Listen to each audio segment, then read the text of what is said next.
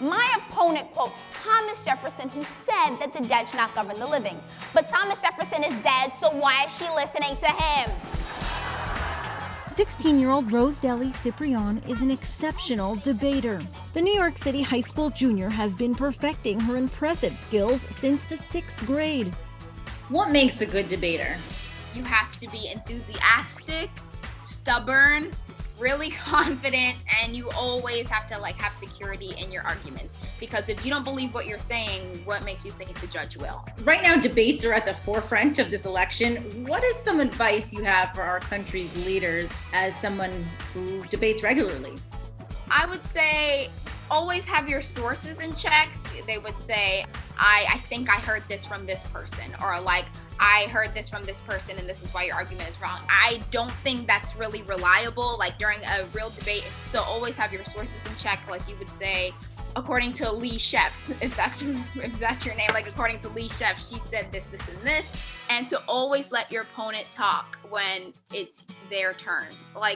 They were kind of speaking over each other, and that's not proper etiquette during a debate. You have to let your opponent speak so you can therefore respond. Rosedeli's talent has taken her as far as Broadway, where she was on stage 4 nights a week arguing whether or not to abolish the Constitution. I am one of this generation's founding daughters telling you I want a document that takes action on climate change. In the play, What the Constitution Means to Me, now streaming on Amazon Prime Video, the Pulitzer Prize finalist features Heidi Schreck as she resurrects her 15-year-old self. I'm not going to do anything weird to make myself 15, so here I am, I'm 15.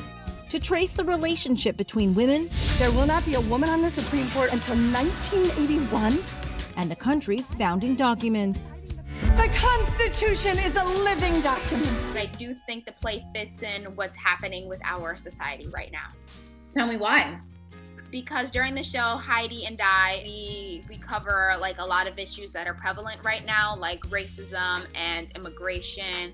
And I feel like that kind of puts it on a pedestal with the presidential elections. What makes a good argument? There's a format for that. It's called claim, warrant, impact. Your claim is kind of the main idea of your argument. Let's say you're debating cats are better than dogs. You would say cats are more playful. You would have kind of a source from that. Cats are more playful because, and explain that. And then you would have an impact. Why does this matter? What's the impact that your argument has? So it's kind of a 3-point structure.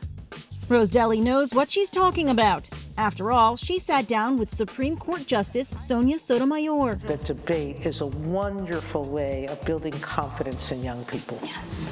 Because it teaches you how to get up on your feet and talk about things that are important. And Gloria Steinem.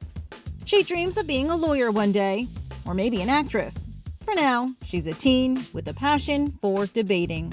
Now I'm actually teaching kids how to debate. I actually judged a tournament online. I was a judge for a tournament.